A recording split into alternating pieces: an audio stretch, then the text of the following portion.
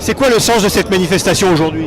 De rappeler dans l'unité, ce qui est une bonne chose, la réalité de ce que vivent les retraités aujourd'hui en termes de pouvoir d'achat, le niveau des pensions, et à un moment où d'aucuns ont souhaité mettre en avant que les retraités seraient plutôt parmi les générations privilégiées. Nous sommes là pour rappeler ce qu'est la réalité objective de beaucoup de salariés retraités, singulièrement d'ailleurs au milieu de cette situation générale, celle des femmes retraitées, plus particulièrement encore frappées du fait de la précarité de leur carrière.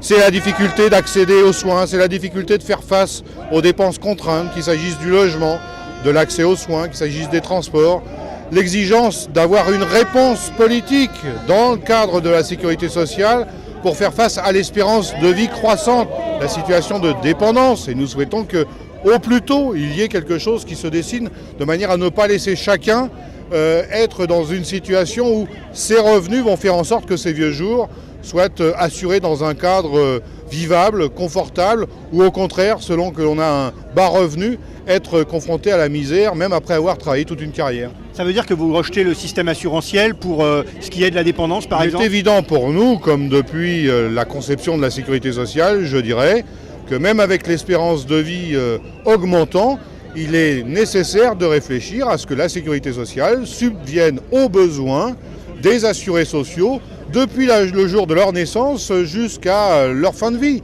Et donc cette espérance de vie croissante pose effectivement la nécessité d'imaginer, de mettre au point, d'élaborer des dispositifs collectifs de prise en charge des personnes âgées jusqu'à leur fin de vie, quel que soit le niveau de leurs ressources. La sécurité sociale, c'est chacun contribue en fonction de ses moyens et chacun accède en fonction de ses besoins. On est opposé à ce que la sécurité sociale, on fasse rentrer l'impôt pour le financement.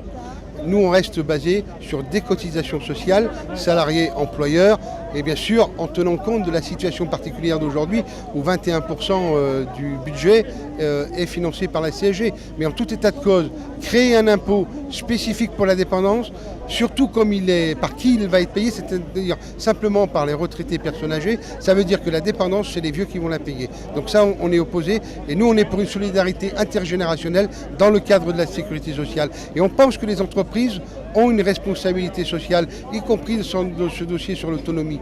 Y compris parce que le handicap pour certains a été créé suite aux conditions de travail dans les entreprises. Et là, le patronat ne veut pas en entendre parler. Et nous, on a un désaccord de fond avec le gouvernement, mais aussi avec d'autres centrales syndicales qui, elles, laissent passer le 0,15. Alors il y a aussi le contentieux qui perdure sur le pouvoir d'achat. Sur le contentieux, ça fait des années et des années qu'il n'y a aucune revalorisation à la hauteur.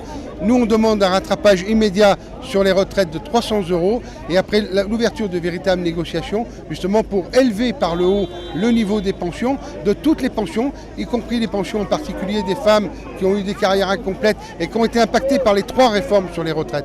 Les 3 réformes sur les retraites, Balladur et les 2 de Fillon, ont eu un impact négatif, en particulier sur les femmes et aussi sur les salariés qui étaient payés au SMIG, en gros. Voilà, donc ça, on veut des mesures concrètes du gouvernement, on veut une autre politique, on ne veut pas attendre. Pendant des années, on nous a dit qu'il faut attendre. Aujourd'hui, on nous dit c'est le changement. Ben, le changement, c'est tout de suite, c'est maintenant.